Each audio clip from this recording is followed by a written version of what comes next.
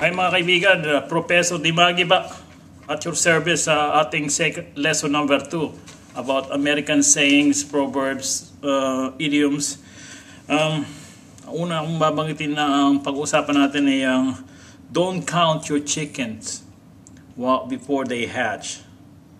Yan, ang ibig sabihin niyan huwag ka mag-realize sa isang bagay hanggang hindi pa man siya kukuha. Huwag ka muna mag-celebrate until sigurado kung ikaw ang nanalo or something o ikaw ang nakakuha ng bagay na yung lamang ang Hinebra sa basketball ng 10 isang minuto pa. Biglang nakahabol yung kalaban. Natalo ka pa. So huwag ka masyadong, yun nga ibig sabihin nung huwag kang basta-basta magsasaya hanggat hindi mo pa nakukuhang, hindi ka pa sigurado na sa'yo na yung bagay na yun. Okay? Okay.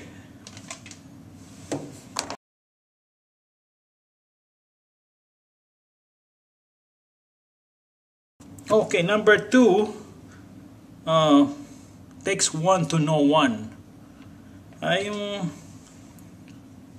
ibig sabihin naman ito yung para bang isang tao, meron siyang pinapansin na isang tao o kinikriticize niya isang tao, samantalang ganun din naman siya.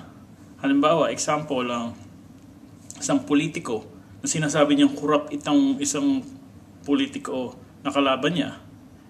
Corrupt din naman pala siya. Yung pala, kaya lang niya alam na corrupt yun dahil corrupt din siya. It takes one to know one. Okay? Okay.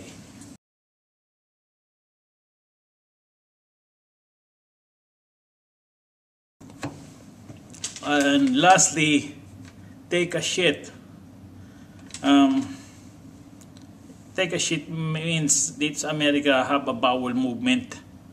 Sa Tagalog, umeba ka. O mechas. Ayun. Medyo madali ang ating mga American saying sa episode na to. At sana mayroon kayo nakakuha, natutunan. Okay? Kung meron kayong suggestion, padala nyo lang sa akin, okay? Salamat!